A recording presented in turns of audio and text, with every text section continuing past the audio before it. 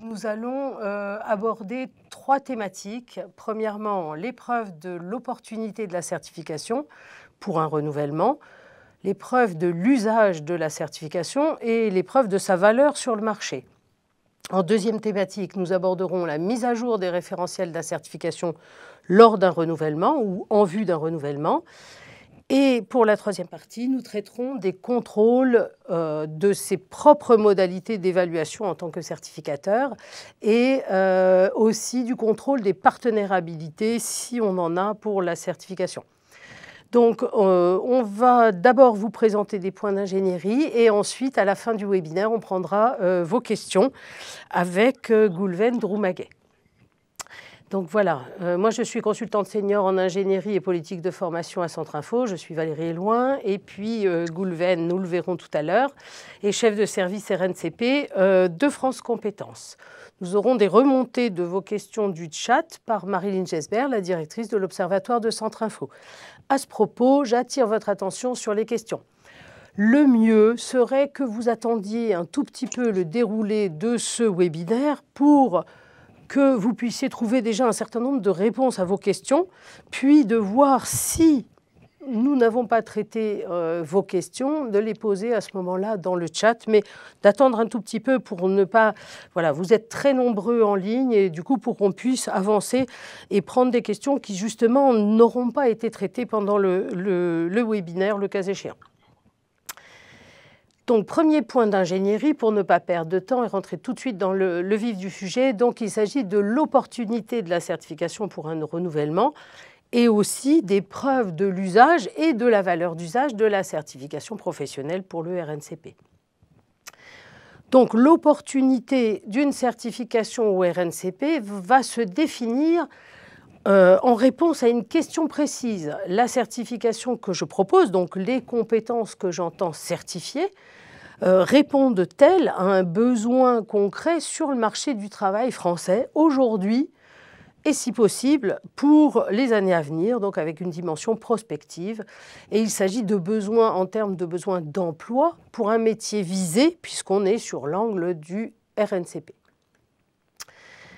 Puisqu'on parle d'angle, on va avoir deux périmètres de la certification en France. Donc, premier périmètre, c'est colonne de gauche, le RNCP. Alors, certains d'entre vous connaissent bien le tableau, hein, mais on y a intégré les dernières nouveautés, donc n'hésitez pas à le regarder.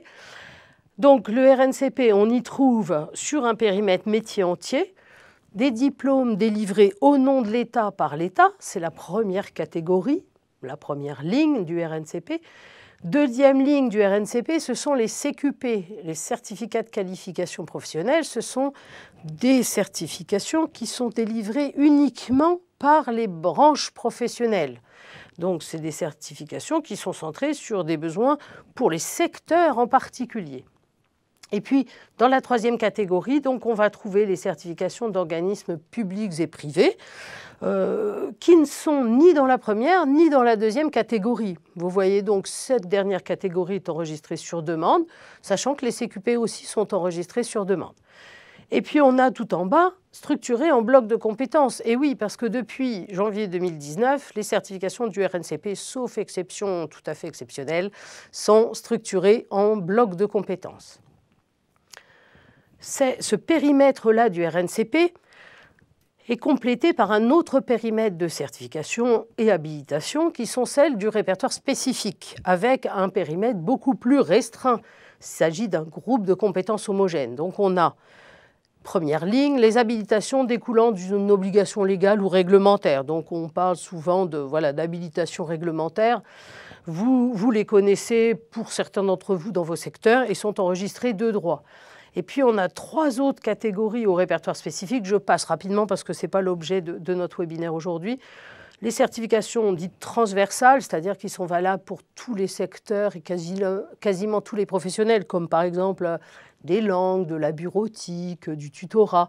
Et puis, on a deux autres catégories qui sont les certifications de compétences complémentaires à un métier est relative à des techniques ou des méthodes appliquées à ce métier. Et puis enfin, des certifications couvrant une activité professionnelle autonome, complémentaire, comme une corde de plus à son arc, comme par exemple une activité de coaching pour un formateur. Par exemple, ça sera donc la dernière catégorie du répertoire spécifique. Ces certifications du répertoire spécifique ne sont pas concernées par la structuration en bloc de compétences. Donc, rentrons dans le vif du sujet. L'étude d'opportunité, elle est à produire pour le répertoire national des certifications professionnelles, oui, pour un premier enregistrement et aussi pour un renouvellement, parce qu'il s'agit de prouver que le besoin d'emploi sur le métier visé par la certification professionnelle du RNCP est toujours avéré, est toujours porteur, a toujours une réalité sur le marché du travail aujourd'hui. Et donc, on va être amené à prouver ce besoin d'emploi pour cet emploi type par une étude quantitative des offres d'emploi et une étude qualitative des évolutions, le cas échéant, du métier visé, de ses compétences. Donc, ce qu'on va faire, c'est qu'on va faire appel à des sources extérieures. On va collecter des preuves, des études, des références, des avis d'un certain nombre d'acteurs qui ont intérêt à parler de ce projet de certification ou de ce projet de renouvellement, en l'occurrence. Et un certain nombre de sources officielles peuvent être sollicitées à ce titre. Je vous en ai mis quelques-unes à l'écran: Pôle emploi, l'APEC, France Stratégie, les branches, les entreprises, les organisations professionnelles, etc. Et donc, on va avoir un certain nombre de preuves à fournir dans un document qu'on va appeler étude d'opportunité. Si c'est un métier en émergence, il va falloir créer la donnée, parce qu'on ne pourra pas la collecter, ça sera beaucoup plus compliqué. Et puis ensuite, donc on va charger un document qui s'appelle « Étude sur le métier et les secteurs visés » sur le système d'information de France Compétences. Pour le RNCP, il faudra télécharger ce document-là qui est demandé. Et donc, ça permet de répondre aux critères 1 et 2 et éventuellement aux critères 9 d'enregistrement au RNCP. Pourquoi aux critères 9 ? Parce que si vous avez interrogé là où les branches professionnelles qui sont concernées ou intéressées par votre projet de certification, alors vous pourrez le mentionner dans cette étude d'opportunité et du coup remplir, en quelque sorte, satisfaire aux critères 9 de l'enregistrement au RNCP. Maintenant, pour un renouvellement, il va bien évidemment être obligatoire de prouver que la certification elle a été usitée, qu'elle a été utilisée. Quel est l'usage qui en a été fait par le marché du travail, par les employeurs, par les candidats? Est-ce qu'elle a eu un certain flux? Alors évidemment, le flux ne sera pas identique pour un développeur web, par exemple, et un clown d'intervention sociale, par exemple. On peut avoir évidemment des promotions qui sont beaucoup plus petites pour des métiers de niche que pour des métiers en fort développement. Donc, on va avoir un flux de certifiés et on doit pouvoir rendre compte de ce flux de certifiés pour la période d'enregistrement, même si parfois, bon, on a des cassures. On a vu, le Covid a fait que, par moment, un certain nombre de certifications n'ont pas forcément été mobilisées. Mais ce n'est pas pour ça que pendant toute la durée de l'enregistrement, elle ne l'aura pas été. Alors ensuite, on a donc l'opportunité, on a l'usage qui est fait de la certification et puis on a la valeur d'usage. Alors qu'est-ce que ça veut dire la valeur d'usage? Ça veut dire que pour un renouvellement, il va falloir qu'on prouve que la certification permet bel et bien aux candidats et aux certifiés qui l'ont obtenu d'exercer le métier visé tel qu'on l'avait annoncé dans l'intitulé de la certification. Alors, petite précision, une promotion, c'est tous les certifiés d'une année, y compris ceux qui sont arrivés par la validation de l'expérience, validation des acquis de l'expérience. Donc, tous les certifiés d'une année sont considérés, d'une année de date à date, sont considérés comme une promotion. Et un renouvellement devra faire état de 2 promotions, donc suivies et on va voir les éléments de suivi. On peut aussi fournir un petit peu plus de promotion. Si on a eu un enregistrement de 5 ans, on peut fournir plus de 2 promotions. Rien ne nous l'interdit. Donc il va falloir, avec ces promotions, démontrer de façon probante que les certifiés occupent bien un emploi, déjà premièrement, et aussi l'emploi visé par la certification professionnelle, l'emploi type visé au niveau professionnel visé, donc les niveaux de qualification de 2 à 8, et avec le salaire attendu aussi pour ce niveau de qualification-là. Donc ça, c'est très important de le comprendre, c'est que les niveaux de salaire jouent aussi dans le fait que certains suivis soient considérés ou pas dans la cible visée, au niveau visé. Donc on a intérêt à avoir un dispositif de suivi efficace. Pour le suivi, France Compétences nous met à disposition des tableaux, et ces tableaux maintenant consistent en un suivi nominatif avec des origines de candidats qui sont plus précises, plus définies, et puis aussi des situations d'emploi après l'octroi, après l'obtention de la certification, qui sont également plus précises au niveau de la situation des emplois que les certifiés occupent. Donc ça, il faut vraiment bien le remplir. Et puis à ce moment-là, on va aussi avoir un document qui est complémentaire à ce que vous allez remplir sur la plateforme de France Compétences et qui est un document à télécharger. Et dans ce document-là, vous allez voir qu'au 3.2, il y a effectivement l'insertion professionnelle des titulaires, l'insertion dans l'emploi global, dans la filière métier et dans le métier à 6 mois, et le cas échéant, si on peut, à 2 ans, voire plus pour certains métiers. Et puis, on va s'apercevoir aussi que ce suivi donc, permet de renseigner les critères 1 et 2 d'enregistrement au RNCP et le cas échéant, donc, le critère 9 sur le document complémentaire à joindre sur la plateforme. Voilà, donc je vais passer la parole à Gulvendrou Maguet pour qu'il puisse compléter avec un certain nombre d'informations, et puis je reprendrai la parole ensuite pour la mise à jour des référentiels. Merci Valérie pour cette première partie. Bonjour à toutes et à tous. Donc voilà, je vais compléter, préciser effectivement ce qui a été déjà très bien dit par Valérie. Et la première chose que je souhaitais rappeler avec vous, c'est que ce webinaire porte sur le renouvellement d'une certification au RNCP, alors même que juridiquement, en tout cas, la notion de renouvellement n'existe pas.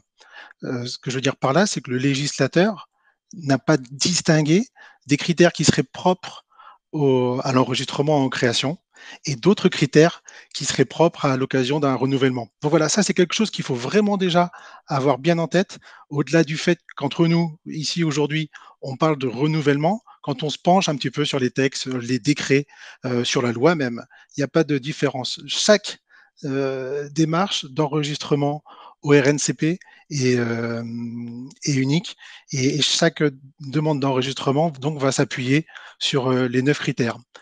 Pas plus qu'il n'y a de renouvellement, il n'y a non plus d'autorisation à prolonger. Parfois, on se dit finalement, est-ce qu'on ne pourrait pas prolonger pour 6 mois, pour 1 an, la date d'effet de ma certification?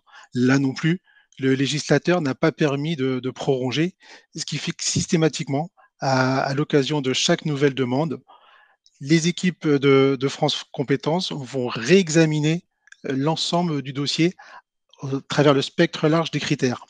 Une fois qu'on s'est dit ça, bien entendu, chacun de ces critères, et c'est ce que l'on va voir ensemble pendant ce webinaire, hein, chacun de ces critères résonne un petit peu différemment selon que l'on observe pour la première fois un dossier ou selon que l'on revoit un dossier que l'on aurait déjà vu. Donc voilà pour cette petite précision.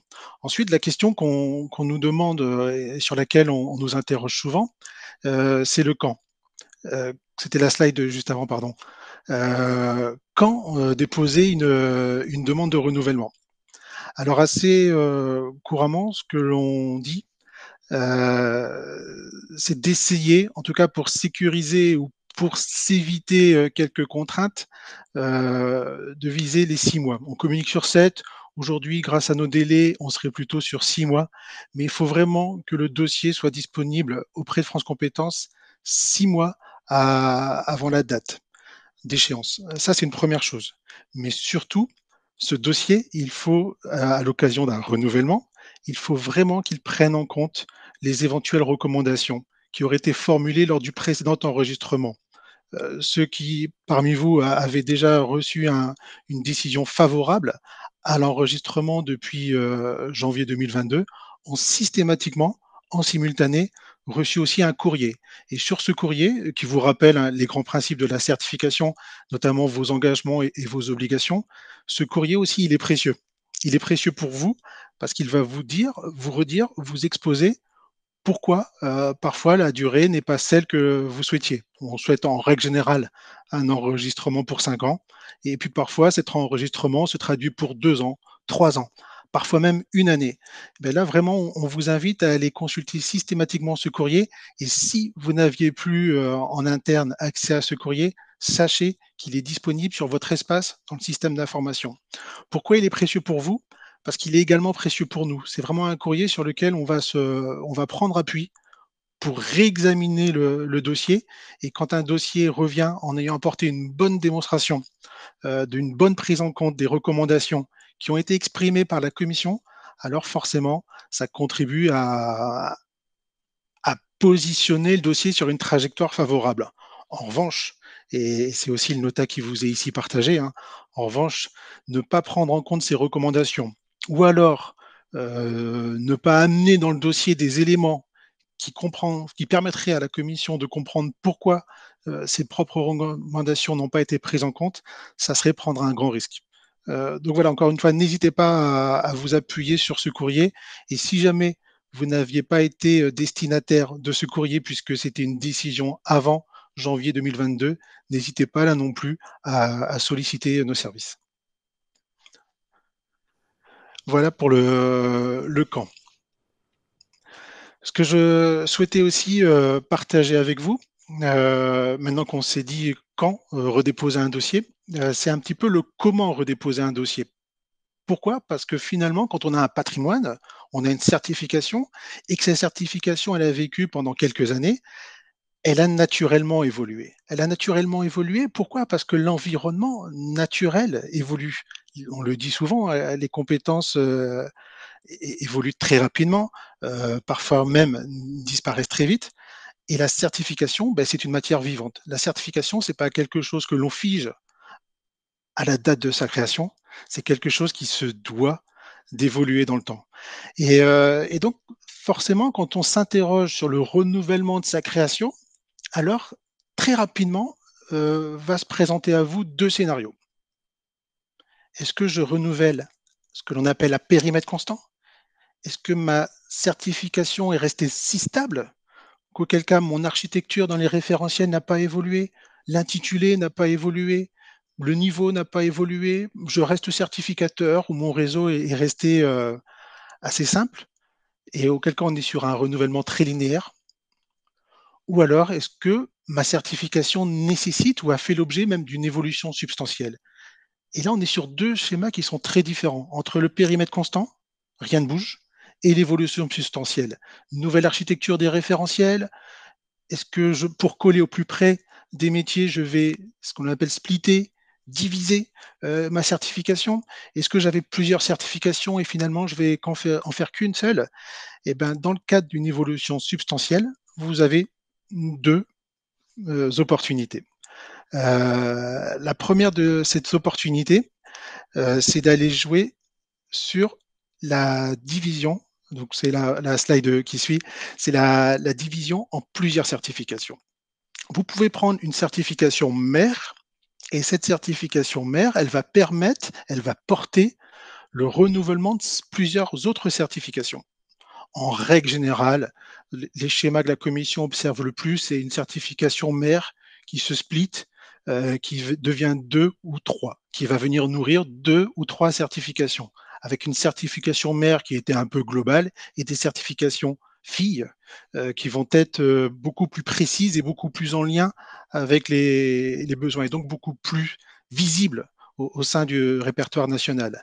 La seule chose que l'on demande, et ici c'est des choses qui sont assez importantes, hein, que je vous partage, c'est que les 2 ou 3 certifications soient déposées en même temps pour que l'on puisse apprécier la stratégie globale, qu'elles visent, sauf exception, le même niveau de qualification et puis surtout qu'elles exposent entre elles des métiers suffisamment rattachables aux précédents référentiels. C'est-à-dire qu'on ne profite pas de cette occasion pour aller nourrir une certification qui n'aurait absolument rien à voir.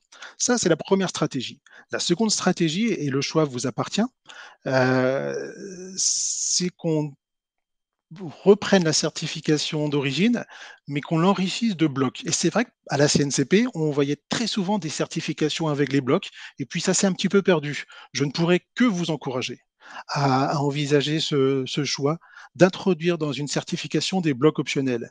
Des blocs optionnels qui vont vraiment permettre de valoriser, d'approfondir ou pour les individus d'avoir le choix en fonction de leur projet ou de leur parcours professionnel de s'orienter vers tel ou tel bloc. Là aussi, il y a quelques petites règles, hein, règles du jeu quand on pratique ce type d'exercice. Il faut que le poids du tronc commun, c'est-à-dire le poids des blocs communs, soit plus lourd que les blocs optionnels. Il faut qu'il y ait au moins 2 blocs optionnels pour qu'on puisse avoir une option, un choix entre 2 ou 3 filières. Et puis surtout, il faut que les blocs restent cohérents. Là aussi, c'est central, hein, c'est ce qu'on l'on se dit souvent, hein. Il faut que les blocs restent cohérents avec le cœur de la certification. Et puis surtout, ne pas trop rentrer dans la finesse des blocs, parce que s'il y avait trop de blocs derrière, en règle générale, là aussi, on va trouver 2 ou 3 blocs pour ne pas perdre la lisibilité de l'ensemble de la certification. En tout cas, quel que soit le choix qui sera le vôtre, hein, soit je renouvelle à périmètre constant, soit je fais une évolution substantielle, tel que vous le disait Valérie, c'est extrêmement important, précisez-le dans la note d'opportunité. C'est la première chose qu'on vous a dit dans ce webinaire, hein, et Valérie l'a très bien dit, la note d'opportunité, elle va être déterminante à l'occasion d'un renouvellement. Elle l'est naturellement, hein, la note d'opportunité à l'occasion d'une création, mais je peux vous assurer que pour nous, la note d'opportunité à l'occasion d'un renouvellement, c'est aussi, on est en fin d'année d'ailleurs, hein, c'est aussi l'occasion du bilan. Et quand on fait le bilan d'une année, ben on dit comment s'est passée l'année, ce qui a été, ce qui a pas trop fonctionné, et pourquoi est-ce qu'on va améliorer, ou quels sont le retour d'expérience que l'on a eu. Et ben tout ça, ce sont des choses que vous devrez mettre et faire figurer dans la note d'opportunité. Donc voilà, pour boucler avec cet élément déterminant, hein. Vraiment, la note d'opportunité, n'hésitez pas à nous embarquer dans votre aventure. Pour ce qui concerne les promotions. Les promotions, je vous le redis ici, malheureusement, à l'occasion d'un renouvellement, c'est l'un des facteurs qui, je crois aujourd'hui, alors on ne tient pas de statistiques sur les refus de renouvellement, hein, mais en tout cas, aujourd'hui en commission, le sujet des promotions est probablement l'un des facteurs qui traduit le plus de décisions défavorables. Ce sont les critères 1 et 2. Si ce sont les critères 1 et 2, c'est bien entendu parce que le législateur leur a confié la plus grande importance. Toutes les promotions doivent figurer dans le dossier. Quand je dis, enfin, toutes les promotions, quand on parle de promotion, c'est vraiment l'ensemble des candidats pour toutes les voies d'accès. N'oubliez pas un lieu d'organisation, n'oubliez pas un partenaire. Si jamais vous aviez des difficultés à avoir recueilli l'information, n'hésitez pas dans la note d'opportunité à nous le dire, en transparence, en sincérité. Mais en tout cas, on va vraiment nous opérer à travers les équipes de France Compétences, dont je resalue ici le travail, hein. On va vraiment opérer un très gros travail de contrôle, et le seul principe d'avoir un doute sur l'exhaustivité d'une promotion pourrait créer un vrai problème. C'est ce que vous rappelle le support. Également, il y a un enjeu d'être titulaire des promotions que vous versez. Si vous avez, dans le cadre d'un partenariat, permis à un partenaire de créer sa propre certification, alors il faut que ça soit très clair dans le dossier. Les promotions ne sont pas cessibles. La propriété intellectuelle d'une promotion appartient au certificateur. Et si dans le cadre d'un partenariat, vous aviez déjà envisagé de céder vos promotions, autrement dit, si dans le cadre d'un contrat de mariage, vous aviez déjà embarqué des clauses du divorce, il faut que ça soit extrêmement clair dans le dossier. Voilà, c'est vraiment quelque chose qui est central, hein, ce point sur les promotions, et c'est pour ça qu'on souhaitait prendre un petit peu de temps avec vous ici. Merci Goulven. Donc je vais enchaîner avec le deuxième point d'ingénierie, hein, qui est le point sur la mise à jour des référentiels de la certification pour un renouvellement. Alors, on va retravailler notre ingénierie de certification pour être sûr qu'elle réponde toujours aux besoins identifiés sur le métier visé. Donc, cette ingénierie, elle concerne le référentiel d'activité, le référentiel de compétences et le référentiel d'évaluation. Il faut noter que le référentiel d'activité, on ne va pas sauter directement au référentiel de compétences. Le référentiel d'activité, c'est la colonne vertébrale de la certification. Ce sont les grandes activités exercées par le professionnel dans le cadre du métier visé. Donc, ça veut dire que ça peut être de la production, ça peut être du management, ça peut être de l'organisation, ça peut être de la gestion. Ces grandes activités auxquelles les compétences vont être attachées. D'accord ? Donc, ça veut dire qu'il ne faut pas sauter cette étape-là. On va faire une mise à jour régulière en faisant une veille sur le métier pendant toute la durée de l'enregistrement. On ne se déconnecte pas du métier visé, on continue à avoir des relations avec des professionnels qui exercent, avec des professionnels qui emploient. Donc pendant toute cette durée d'enregistrement, on va avoir une mise à jour, un regard régulier sur le métier visé. On va voir à travers quoi? À travers une veille sur l'emploi type visé, à travers des contacts avec des professionnels, hein, des organisations professionnelles, des personnes qui exercent le métier visé, des personnes qui emploient le métier visé.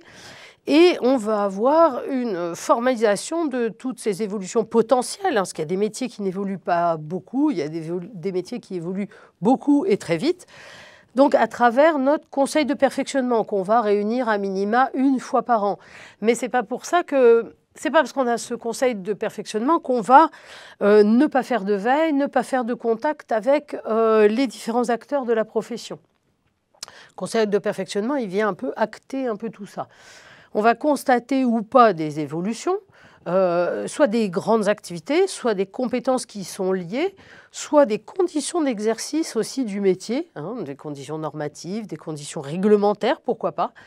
Et donc réaliser des ajustements nécessaires. Alors, soit ils sont à la marge, et à ce moment-là, par exemple, on évalue au regard de la norme en vigueur. Bon, bah, si la norme change, on va s'adapter au niveau de la norme en vigueur. Si les changements sont trop substantiels, alors il faut faire une information à France Compétences si on ne peut pas attendre le renouvellement. Donc une information avec une lettre recommandée et qu'accusé réception si on a un énorme changement qui intervenait avant notre renouvellement. Et on rendra compte sinon au moment du renouvellement de toutes les micro-évolutions qu'on a pu constater et qui vont venir impacter aussi notre ingénierie de certification au moment du renouvellement. Donc, on va adopter les modèles actuels de France Compétences. On voit encore passer des anciens modèles qui sont plus à jour. Donc, rédigez vos référentiels selon les modèles actuels. Écrire en compétences selon les spécifications actuelles. Alors, qu'est-ce qu'on voit? C'est que le format préconisé par France Compétences pour le RNCP comporte donc la première colonne référentielle activité-compétences, hein, les compétences étant dispatchées pour réaliser chacune des grandes activités hein, et les activités formant la colonne vertébrale de la certification. Puis derrière le référentiel d'évaluation, les modalités d'évaluation et les critères d'évaluation venant compétence par compétence. Et vous voyez qu'il n'y a pas la mention des blocs de compétences qui, eux, vont figurer sur le système d'information directement. Donc ça, c'est la version du référentiel qui sera publiée en bas de votre fiche RNCP. Alors, rien n'interdit de mettre les blocs dans le référentiel, je reviens un tout petit peu en arrière, mais Goulven nous le précisera tout à l'heure, ce n'est pas recommandé. Ce n'est pas interdit, mais ce n'est pas recommandé.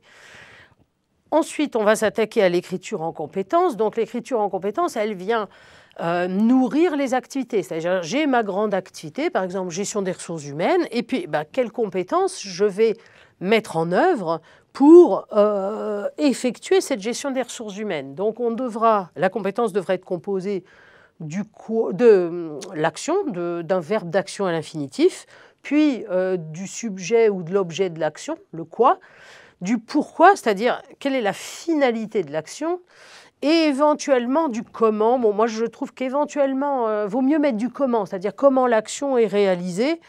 Donc, on a ces 4 éléments qui vont se traduire dans un exemple qui a été donné par France Compétences en juin 2019. Donc, nettoyer, c'est le verbe d'action. Les locaux et le matériel de la cuisine, ce sont les objets de l'action, le quoi. Afin de les maintenir en état de disponibilité, ça c'est le pourquoi, la finalité de l'action, pourquoi on fait ça, en appliquant leur réglementation relative à l'hygiène alimentaire, ça c'est le comment. Donc l'idée c'est que la compétence ne sera complète que lorsqu'elle aura inclus tous ces éléments distincts.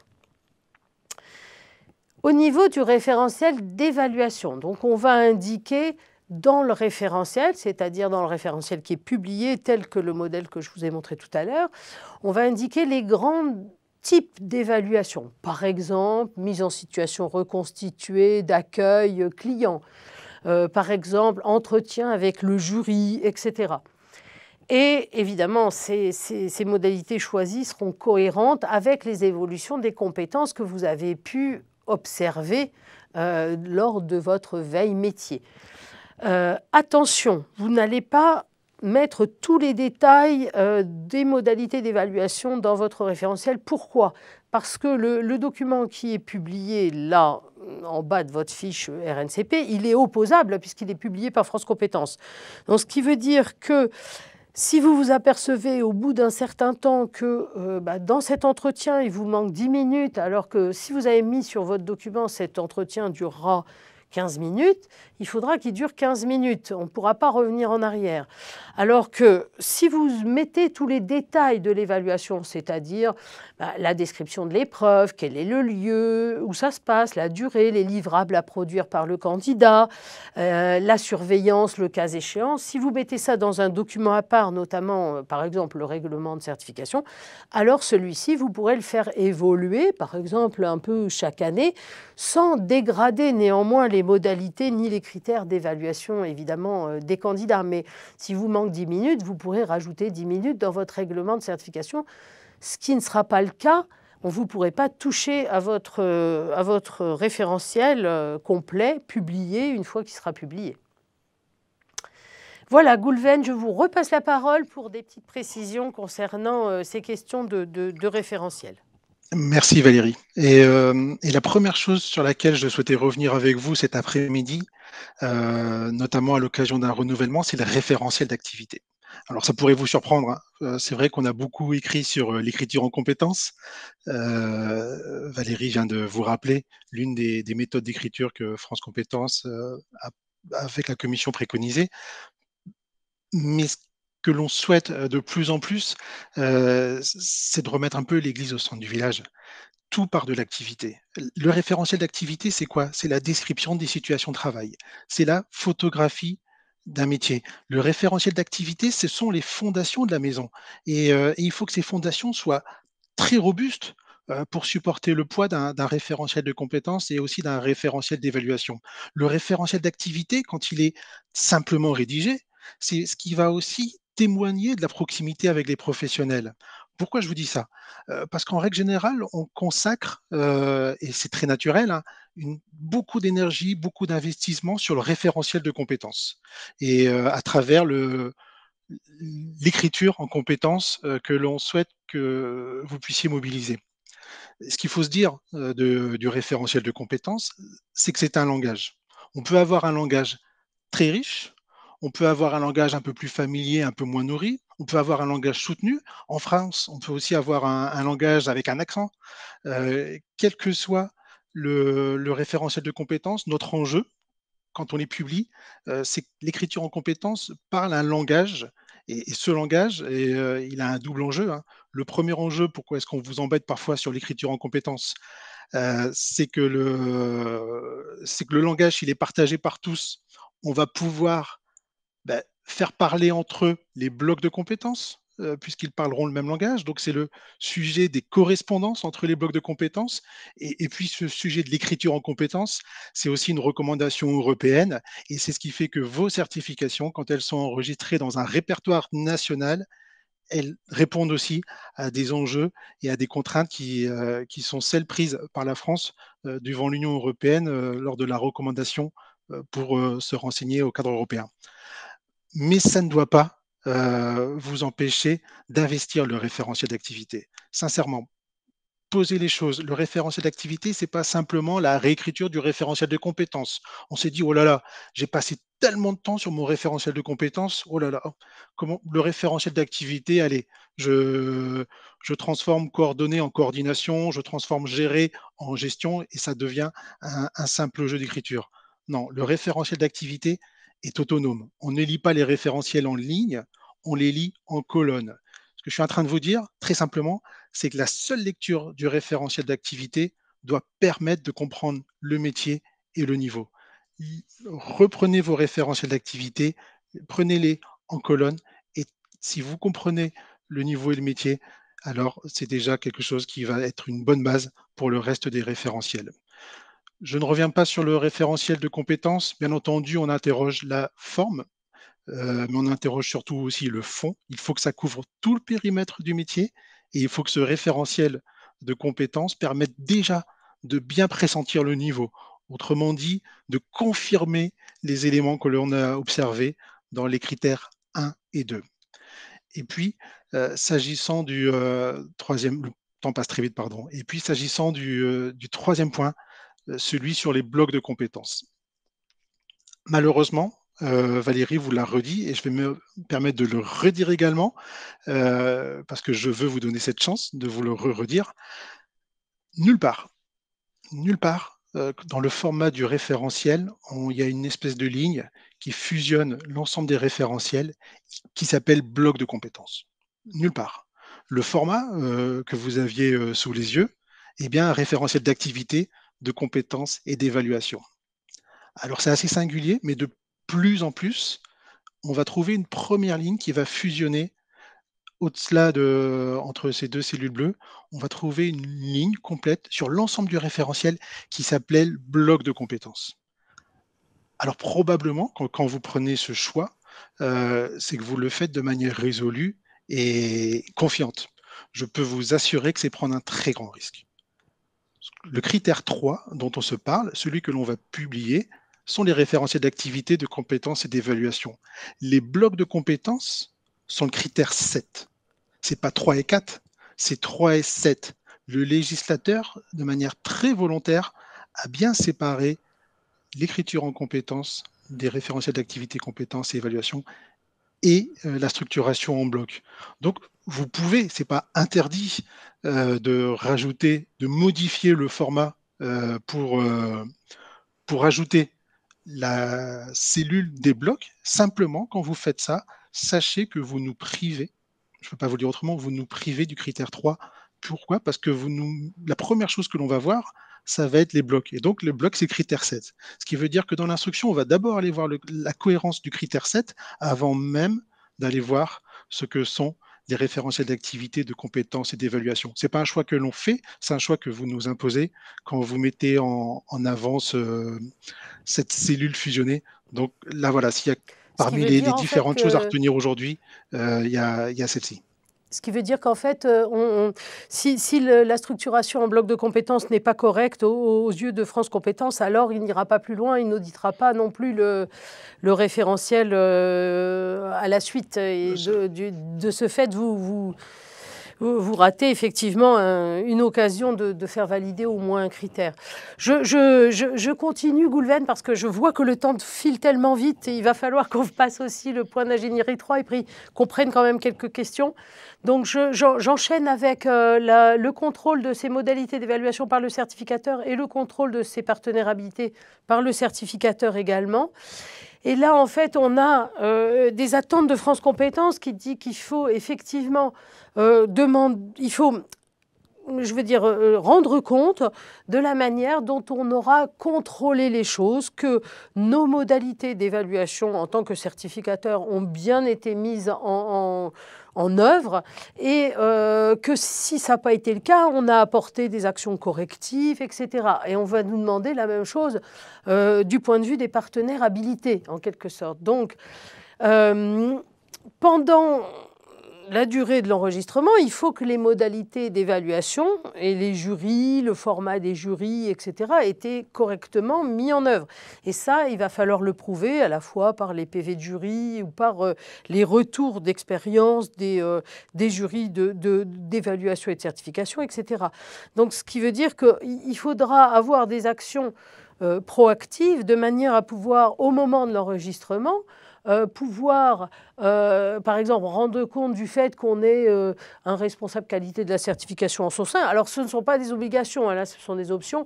Mise en place une base de données de membres de jury qualifiés pour pouvoir piocher dedans lorsqu'on en a besoin. Par contre, il est obligatoire de nommer un responsable de l'organisation des épreuves.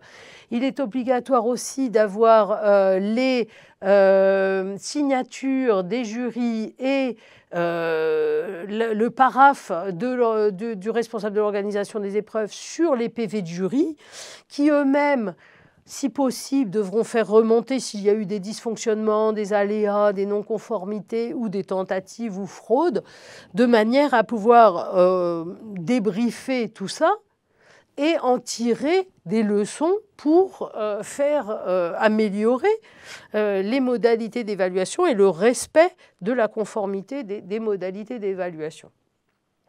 Donc, comment on contrôle tout ça ?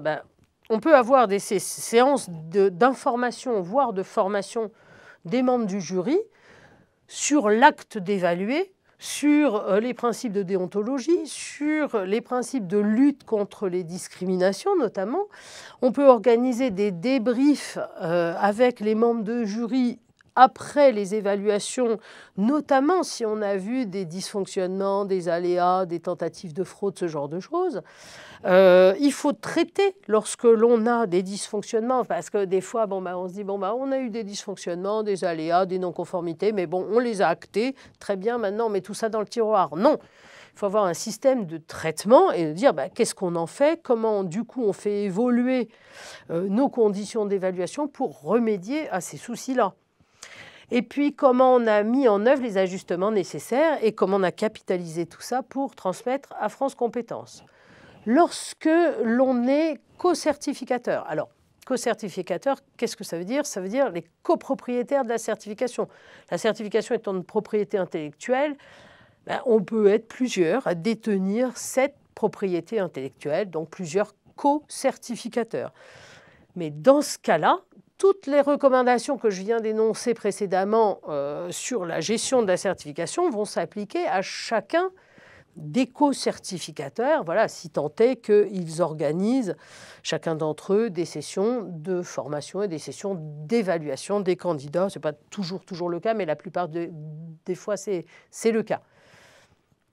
Donc, il va falloir aussi, en tant que certificateur, durant la durée de l'enregistrement, maintenir sa qualité de certificateur, et je dirais de la bonne qualité du certificateur. Donc, évidemment, il va toujours avoir le statut de personne morale, il va avoir toujours son extrait de casier judiciaire numéro 3 vierge, et puis il va avoir évidemment respecté les engagements qu'il avait pris au moment du premier enregistrement. Et puis ensuite, il va aussi avoir tenu compte, comme nous disait Goulven tout à l'heure, des préconisations de France Compétences lors du premier enregistrement.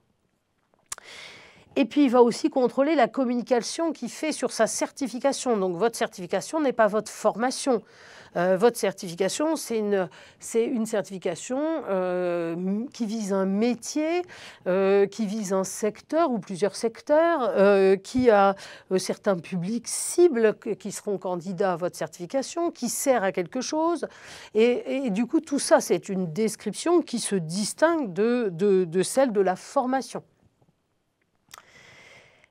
Et du coup, on va de même être amené à prouver que si on a des partenaires habilités, évidemment, si on n'en a pas, c'est autre chose, mais si on en a, on va être amené à prouver qu'on a bien contrôlé que ces partenaires font bien ce qu'on leur a demandé de faire. Et du coup, qu'ils respectent les engagements qui ont été pris par le certificateur et auprès du certificateur lors de l'organisation des formations, mais aussi lors de l'organisation des évaluations lorsque le certificateur les lui délègue. Et puis, on va surtout aussi veiller à la clarté et la transparence de la communication qui est assurée sur la certification par les partenaires. Parce que le certificateur, lui, en général, il sait ce qu'il communique sur sa certification, mais les partenaires, après, derrière, des fois, leur communication amène beaucoup de confusion auprès des candidats à la certification. Donc, le certificateur doit être le garant de cela.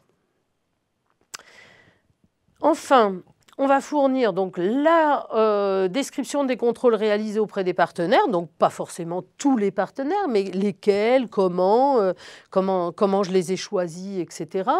Quels ont été les résultats des contrôles, donc quels sont mes plans de contrôle et quelles sont les actions correctrices que j'ai apportées, le cas échéant. Donc tous ces éléments-là vont être évalués lors du renouvellement par France Compétences. Pour prouver la mise en œuvre effective des contrôles et des ajustements, il va falloir amener des preuves des plans de contrôle, c'est-à-dire qu'est-ce que j'ai réalisé exactement, donc du réalisé, de la description du réalisé, etc. Et donc, on va amener un certain nombre d'éléments qui sont des pièces justificatives des plans de contrôle. Et puis bon, si on a eu des problèmes véritables, des dysfonctionnements ou voire des mises en demeure, alors évidemment on devra là amener des preuves de ce que l'on a fait pour pallier les problèmes qui étaient signalés. Alors pour la VAE, la mobilisation de la VAE, on ne nous dit pas que c'est obligatoire, mais lors du renouvellement, c'est un bon indice de l'adéquation des certifications professionnelles avec les situations de travail réelles. C'est-à-dire, si on a de la demande par la VAE, ça veut bien dire que l'emploi type correspond bel et bien à un besoin sur le marché et aussi à une possibilité de valider ses acquis de l'expérience sur ce métier type. D'accord ? Donc, c'est vrai que ce n'est pas totalement une obligation d'avoir eu des candidats VAE, mais c'est quand même un indice d'adéquation avec le marché du travail. Et il pourra aussi être demandé au certificateur des données par partenaire, donc pas forcément à tout mettre ensemble au démarrage, et par lieu de préparation, donc le cas échéant, lieu de préparation formation. Voilà Goulven, je vous repasse la parole pour des précisions sur ces questions-là. Merci Valérie.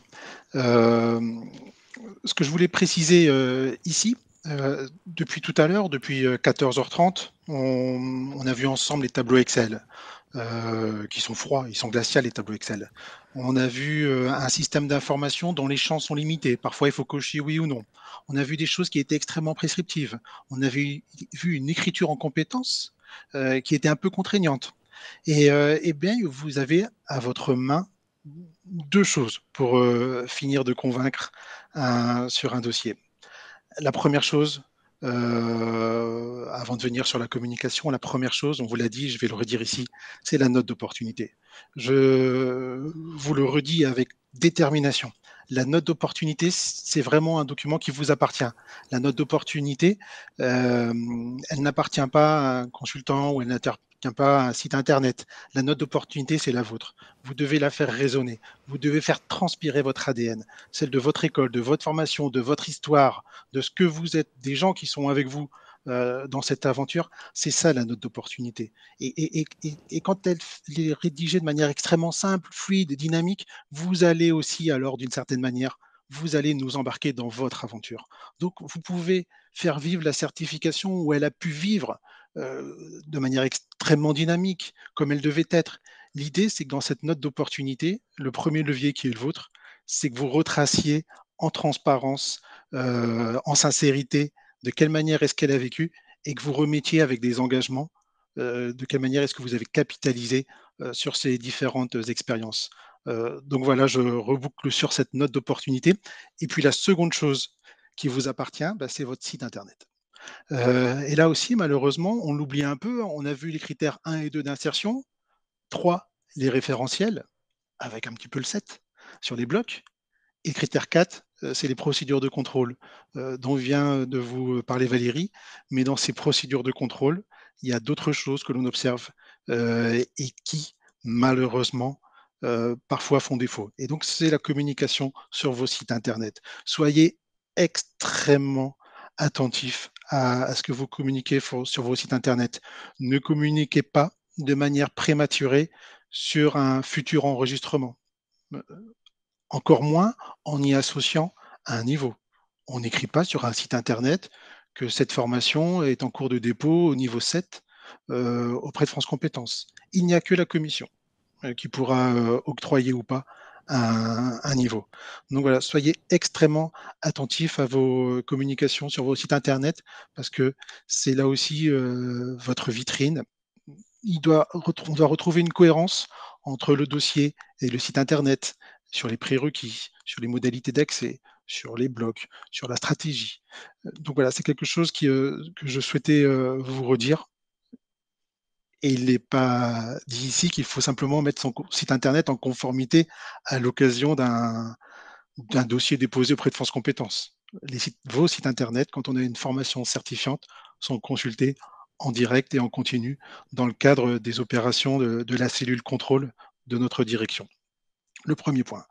Et le second point sur lequel je souhaitais aussi brièvement échanger avec vous avant de laisser un peu de temps pour les questions, ce sont les contraintes légales et réglementaires, le critère 5. Le critère 5, parfois, un peu de manière naïve, on nous dit qu'il n'y a pas de contraintes légales et réglementaires. Rares sont les métiers qui n'ont absolument aucune contrainte légale et réglementaire. En tout cas, c'est pas parce que la certification avait été enregistrée en dehors d'un cadre juridique bien défini que le cadre n'a pas évolué. Donc, soyez extrêmement attentifs à ce que votre dossier prenne bien en compte l'environnement légal et réglementaire à la date de dépôt. Et là, il y a deux manières de voir l'environnement légal et réglementaire. Il y a bien ce qui touche à votre propre certification. Est-ce que le métier auquel je prépare mes candidats les amènera à évoluer dans un cadre d'activité contraint par la réglementation? Et puis aussi, ce qu'il faut prendre en compte, c'est éventuellement, alors heureusement, ça n'arrive pas trop souvent, mais c'est éventuellement les évolutions aussi législatives autour de la certification. Il y en a eu, hein, notamment encore en décembre 2022, avec la loi portant mesures d'urgence, qui a notamment fait évoluer la VAE à l'échelle des blocs. Quand vous êtes sur une démarche de redépôt, interrogez-vous systématiquement sur est-ce que l'environnement légal et réglementaire a évolué sur mon métier, mais est-ce que l'environnement légal et réglementaire qui touche à l'objet même ou à la démarche de certification a ou pas évolué? Donc voilà sur ce petit point. Merci beaucoup Goulven pour toutes ces précisions. Merci à Marilyn aussi de nous faire remonter toutes les questions qu'on va essayer de prendre maintenant. Centre Info vous accompagne aussi au-delà de ce webinaire dans vos stratégies de certification avec des sessions de formation, des missions de conseil et d'accompagnement, des masterclass, des webinaires, des publications, des dossiers du commentaire, une offre complète. Et donc, vous pouvez dès maintenant vous inscrire auprès de nos équipes pour tous ces événements. Et puis, donc, je vous propose de prendre des questions à la volée. Alors, ce que je vais faire, c'est comme je vois que le temps file, on va en prendre quand même quelques-unes. Et puis, je vais répondre sous le contrôle de Goulven, et si, pour certaines. Et puis, si vous trouvez que les réponses sont pas assez précises, bah, vous interviendrez aussi.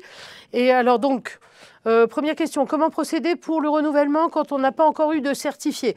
Alors bon, là c'est un petit peu une situation touchy, parce que normalement quand on est en renouvellement, on a déjà eu un premier enregistrement, donc on a des certifiés à la suite du premier enregistrement. Donc j'ai un petit peu de mal à comprendre la première question. Normalement, on a eu des certifiés. Donc, en cas de renouvellement avant la date d'échéance du précédent enregistrement, le renouvellement prend-il été fait uniquement à la suite du précédent? Eh bien non. C'est-à-dire le renouvellement écrase votre précédente date d'enregistrement. En cas de cession de cohorte, de promotion à un partenaire, l'ex-partenaire peut-il déposer une nouvelle certification avant la fin de l'enregistrement du certificateur qui a cédé ses cohortes? Bon, en principe, rien ne l'empêche. Comme disait Goulven, il faut se marier en ayant connaissance de comment on va se séparer ensuite et comment on va organiser le divorce et le partage des enfants, donc des promotions. Donc ça, on peut le faire au moment où on se sera mis d'accord pour le faire ensemble. On peut le faire à l'occasion d'un renouvellement. C'est quand même plus, à mon avis, plus efficace. Et une certification peut-elle être déployée à l'international, mais portée par un certificateur français? Alors oui, si vous n'avez aucun certifié en France, ça va être compliqué parce que la loi nous dit qu'il faut prouver la valeur de la certification professionnelle sur le marché français. Donc, si vous n'avez que des certifiés à l'étranger, ça va être, qui s'insèrent à l'étranger. Après, il faut voir dans le détail, c'est un peu des cas particuliers, mais il faut voir dans le détail si ce sont des entreprises françaises à l'étranger. Enfin, il y a tout un tas de choses comme ça. Il faudrait peut-être, à ce moment-là, faire une petite question précise à France Compétences. Complètement, oui. Ouais.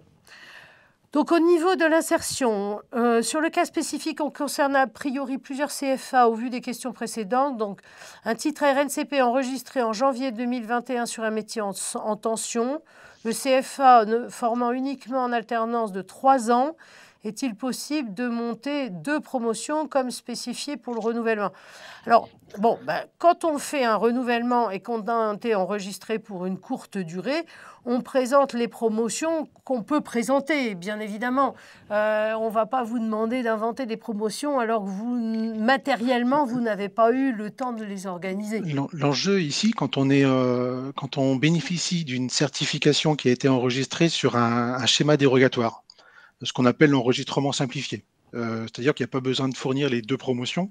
Alors je préfère dire dérogatoire que simplifié, hein, parce que c'est vraiment pas plus simple, puisque la contrepartie de cet exercice fait que l'on fait reporter le niveau d'exigence sur les autres critères, à commencer par le critère numéro 3, les référentiels. Donc, ce n'est pas un enregistrement simplifié. En tout cas, l'enjeu, si vous êtes titulaire ou si vous mobilisez une certification qui a été enregistrée sur ce caractère dérogatoire, soit un métier émergent, soit une profession réglementée. Ce sont les 2 schémas de l'enregistrement simplifié. Et bien, en fait, l'enjeu pour vous, il est effectivement de permettre le futur renouvellement. Et pour ça, il faut 2 promotions. Alors, la certification au RNCP, pour vous répondre, ce n'est pas qu'une certification qui doit mobiliser que l'apprentissage. Le RNCP, ce n'est pas le répertoire des formations accessibles en apprentissage, c'est le répertoire national des certifications professionnelles. Et les certifications enregistrées au RNCP doivent être mobilisées sont en général mobilisées par de multiples voies d'accès, à commencer par celle de la VAE dont vous a parlé Valérie. Donc, vous pouvez avoir sur un métier enregistré pour une durée de 3 ans, et même si vous avez un schéma en apprentissage qui s'étale sur 3 ans, vous pouvez faire de la VAE.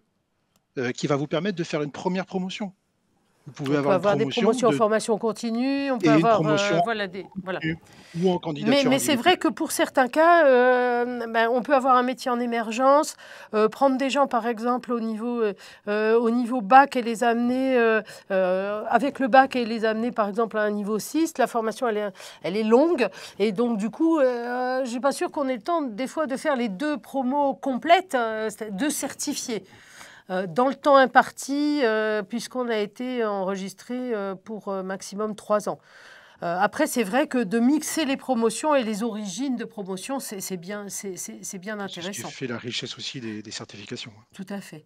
Donc, il est difficile de trouver des preuves de l'opportunité. C'est très chronophage, certes, mais il faut le faire. Les cas particuliers, il y en a. C'est juste les métiers en émergence ou en forte évolution. On ne vous demande pas l'étude d'opportunité parce qu'elle est fournie dans le cadre des dépôts de projets, de métiers, de la liste des métiers en émergence ou en forte évolution.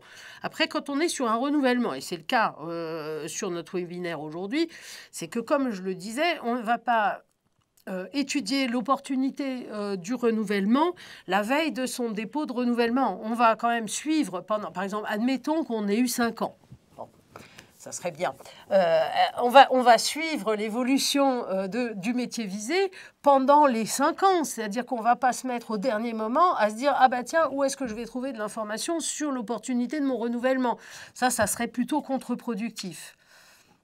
Donc, les diplômés sont fortement en emploi sur des postes proches des métiers visés par la certification, mais non identifiés par les codes ROM identifiés. Ben oui, ça, c'est pénalisant pour le dossier. Donc, soit vous visez un code ROM un peu spécifique, et à ce moment-là, il faut que les insertions soient sur ce code ROM-là globalement, sachant qu'un code ROM, c'est déjà pas un métier visé, hein, c'est un ensemble de métiers visés. Si les insertions sont trop larges, ça veut dire que l'angle que vous avez choisi pour votre certification RNCP est peut-être trop large. Peut-être. Quand parle-t-on d'emploi? Comment sont pris en compte? Les indépendants, ça c'est intéressant parce que les indépendants, en fait, c'est une situation particulière d'emploi, c'est-à-dire que les certifiés sont leurs propres employeurs, mais ça n'empêche pas de remplir les tableaux de suivi en disant je suis en emploi, oui. Je suis travailleur indépendant et j'ai créé ma structure, elle s'appelle comme ci, comme ci, comme ça. D'accord ? Comment analyser une promotion avec très peu de rémunération transmise? Alors ça, il faut absolument obtenir les rémunérations. Je sais qu'en France, ce n'est pas facile. Donc à un moment donné, on conseillait d'utiliser des petites fourchettes de prix à cocher. C'est-à-dire qu'effectivement, si la personne vous coche « je gagne entre 40 000 et 42 000 », bon, ça va. Là, dans l'exemple qui est proposé par la question, c'est entre 40 et 50 000. Je trouve que la fourchette est un peu grande.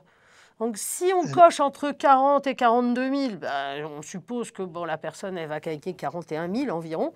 C'est à peu près jouable. Mais si vous faites cocher entre 40 et 60 000, ça n'a plus aucun pouvoir de discrimination, vous voyez. À l'occasion d'un renouvellement, s'agissant du suivi de l'insertion et donc de la collecte de ces données, vous n'avez pas une obligation de résultat, mais vous avez à minima une obligation de moyens. C'est-à-dire de mettre, comme le dit Valérie, en place des moyens de suivi, des leviers qui vont vous permettre de récupérer un maximum d'informations. Bien entendu, systématiquement, dans le cadre de l'expertise qu'effectuent nos services sur les données d'insertion, on contextualise. On sait bien que c'est parfois plus difficile sur certains publics qui sont un peu éloignés des enquêtes téléphoniques ou qui ne vont pas forcément avoir une page Internet pour se présenter à vous. Ça va être plus difficile de recueillir l'information. Le tout, c'est que ça soit contextualisé. Certes, et puis en plus, quand on n'en a pas beaucoup, si vous avez par exemple 30 certifiés, vous essayez de les avoir au téléphone, dites-leur que tout est confidentiel, etc. Donc ça, normalement, on doit pouvoir le récupérer. Hein. Je sais que c'est difficile, mais c'est exigé. Donc on nous disait aussi en question, pour la valeur d'usage, quel est le taux minimum d'insertion demandé par France Compétences? Je dirais viser le maximum. Non, le taux d'insertion dans l'emploi et dans l'emploi visé, il n'y a pas de taux minimum à ma connaissance. Non, il n'y a absolument aucun taux. La commission est extrêmement attentive à prendre en compte parfois le contexte Covid qui fait que les personnes, les individus ont préféré rester en école, en formation, que de s'insérer sur un marché du travail qui ne recrutait pas. Après, ça a été assez exceptionnel, ça. Voilà, et le tout, c'est que ça s'explique. Encore une fois, c'est que vous ayez anticipé. Mais cela dit, visez la Lune, parce que sinon, moins vous avez de taux en emploi et de taux dans le métier visé, plus le risque est grand pour vous de ne pas vous voir Ben, renouveler. ça doit vous interroger d'abord vous-même sur votre propre certification. Certes. Est-ce que ma certification telle qu'elle est aujourd'hui définie, elle correspond encore aux besoins des professionnels? Alors, au niveau du salaire, quelle rémunération mensuelle est considérée comme une vraie rémunération? Alors là, je ne comprends pas trop bien, mais ça veut dire quand on en vit. Quand on en vit et que, voilà, quid des femmes qui souhaitent travailler à mi-temps? Bon, ça, elles souhaitent on le met juste qu'elles ont un poste à mi-temps. Donc, France Compétences, on ne comptera pas un salaire à mi-temps comme un salaire à plein temps non plus. Vous voyez? Après, si c'est pour faire des salaires moyens, on multiplie par 2 puisqu'il est à mi-temps et puis comme ça, on le compte dans la moyenne. Est-il possible de faire évoluer le niveau demandé lors d'un renouvellement, passage d'un niveau 5 à un niveau 6 par exemple, du fait de modifications législatives? Je vous laisse répondre, ça, Goulven. Oui, non, mais alors là, ça doit être très, très clairement aussi défini dans l'étude d'opportunité. Il se peut qu'effectivement, certaines professions soient réglementées par la justification d'un niveau Alors, de d'un qualification. niveau 5 à un niveau 6, écrit comme c'est écrit dans la... Je ne pense pas. Alors oui, non, c'est avec des chiffres normaux. D'un niveau 5 à un niveau 6, oui. Alors après, de fait de J'aurais une modifications nomenclature. législatives, faudrait voir, oui, c'est... Des fois, Ouais, des alors professions demandent... j'ai pas d'exemple concret en tête, même si on a vu dans certains secteurs, hein, pour exercer des responsabilités de dirigeant d'entreprise, il fallait justifier d'un niveau 6 et auquel cas, c'est toutes ça. ces certifications de dirigeant d'entreprise qui étaient plutôt au niveau 5, C'est ça, tout d'un coup, on sont vous tentées de demande venir au pour... niveau 6. Mais voilà. c'est pas qu'un exercice formel, il suffit pas de dire: «Je change de niveau». Il faut embarquer, l'ensemble des éléments et notamment les référentiels pour permettre, de s'insérer sur un niveau 6. Oui. Et puis ainsi, bien entendu, il y aura une période de transition, hein, notamment pour, ceux qui ont été, qualifiés au niveau 5. Alors, on s'en excuse, on dépasse un peu pour les questions, mais parce que c'est vrai que, voilà, c'est trop riche, donc on a bien calculé notre coût, donc on dépasse un peu. Pour ceux qui peuvent rester avec nous, sinon vous regarderez les questions en replay aussi lors de votre accès au replay.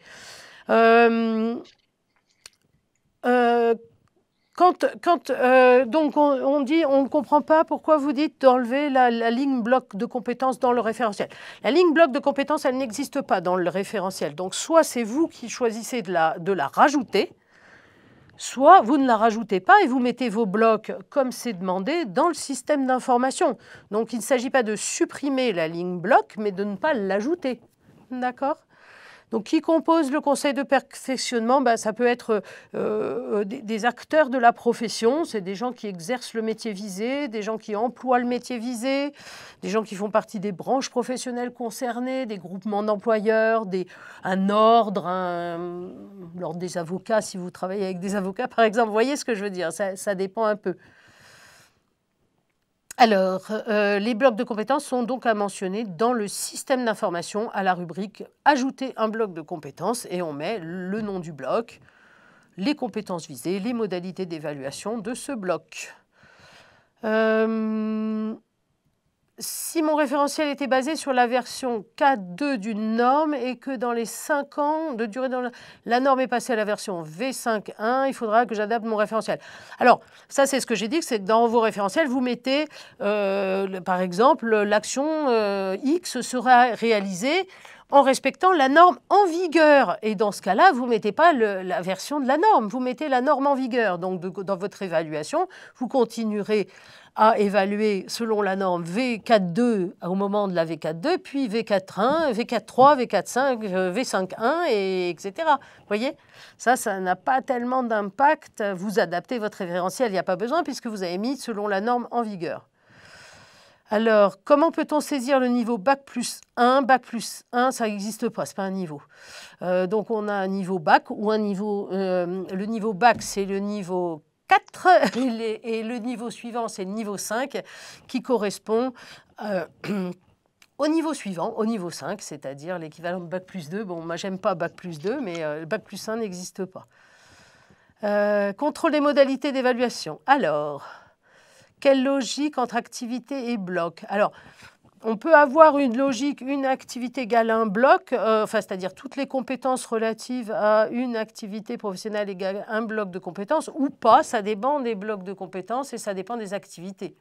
Le tout, c'est de conserver, là aussi un petit tips que je vous partage, conserver la même maille, le même effort d'écriture rédactionnelle sur l'ensemble des référentiels.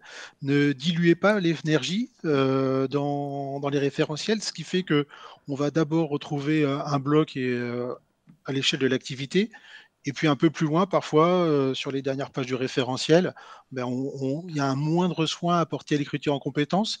Et puis, ben, tout à coup, on a une architecture activité ben, qui répond plus tout à fait à la même cohérence ou au même degré de maille que la première partie du référentiel. Et ça aussi, ça va nous interroger. Ça va nous interroger pourquoi est-ce que le même référentiel qui traduit la même photographie d'un métier et qui a été réalisé par la même équipe, ben, en fait, ne conserve pas tout le temps le même niveau de granulé, le même niveau de maille. Et malheureusement, parfois, et je le comprends aussi, c'est un sujet d'inspiration. On va s'inspirer sur des référentiels publiés et en s'inspirant, ben, on oublie complètement que attention, l'inspiration n'est pas le plagiat, hein, mais on oublie complètement, on est plutôt sur de la comparaison, mais on oublie complètement que ben, un référentiel, c'est un tout, c'est pas quelque chose que l'on découpe et que l'on recouvrerait d'un page après. Donc voilà, le référentiel doit avoir de sa première entrée. Et On puis paye pour pas au donner kilo un qu'il fasse exemple, 10 ou 20 pages. oui, pardon. Et ben en fait, il faut qu'il soit extrêmement stable dans sa rédaction et dans son architecture. Et pour donner un exemple, par exemple, si vous avez mis une activité analyse de la demande client et une autre avec des compétences associées à cette activité, puis une autre activité production de la propale pour le client, quand vous faites un bloc de compétences, il est probable que puisque l'orientation pour choisir les blocs de compétences, c'est leur intérêt sur le marché du travail. Et sur le marché du travail, qui va faire l'analyse de la demande sans la propale ou inversement, la propale sans l'analyse de la demande? Donc probablement que toutes ces compétences-là qui sont dans le référentiel liées à deux activités différentes vont se retrouver regroupées dans un même bloc de compétences, par exemple. Par exemple. Pourriez-vous lister les modalités d'évaluation possibles? Ça, c'est un peu complexe parce qu'il y en a beaucoup, mais bon, les plus probables sur du RNCP, c'est de la mise en situation reconstituée, de la mise en situation réelle, des études de cas, le cas échéant. Après, si vous faites des études de cas sur de la compétence relationnelle, ça va être un peu compliqué à évaluer et à certifier. Quand les activités sont les mêmes, les modalités d'évaluation sont identiques, oui. Et les critères d'évaluation sont plus exigeants dans un référentiel par rapport à un autre. Peut-on créer deux certifications? Ça me paraît compliqué comme question. J'aurais pas dû la prendre. Ça me paraît bizarre parce qu'effectivement, si c'est le même certificateur, on va... Une certification, elle est orientée métier au RNCP, hein, elle n'est pas orientée... Si les activités, les compétences sont les mêmes et que le niveau d'exigence est le même, parce que derrière le métier en emploi est le même, il y a la stratégie d'évaluation apparemment, ne doit pas changer. les critères d'évaluation seraient plus exigeants dans un référentiel par rapport à un autre. À ce moment-là, ça peut être deux métiers exercés à deux niveaux... à deux niveaux différents, un niveau 6 puis un niveau 7, potentiellement. Bien, mais écoutez, je crois qu'on va s'arrêter là parce que on a quand même pas mal dépassé. L'idée, c'était de vous donner une idée des éléments qui sont importants aujourd'hui dans le cadre d'un renouvellement, parce que c'était pas forcément les mêmes éléments qui étaient mis en valeur il y a quelques années de ça. Donc, de manière à pouvoir vous donner des clés de lecture et puis pouvoir guider un peu votre renouvellement. Au demeurant, moi, je vous conseille de lire le Vademecum RNCB dans ce cadre-là, parce qu'il donne beaucoup d'indications sur les éléments qu'il va falloir mettre en œuvre. Une dernière question, c'était l'étude d'opportunité n'est pas indiquée. En fait, c'est l'étude sur le marché et le secteur qui est demandée. Donc, c'est pareil que l'étude d'opportunité. Donc, vous allez le voir marqué dans les différents documents qu'il faut fournir pour un renouvellement. Merci beaucoup Goulven de toutes vos précisions et de toutes ces réponses aux questions. Et on espère vous retrouver rapidement donc, pour d'autres webinaires en ligne. Merci à tous. Merci, au revoir.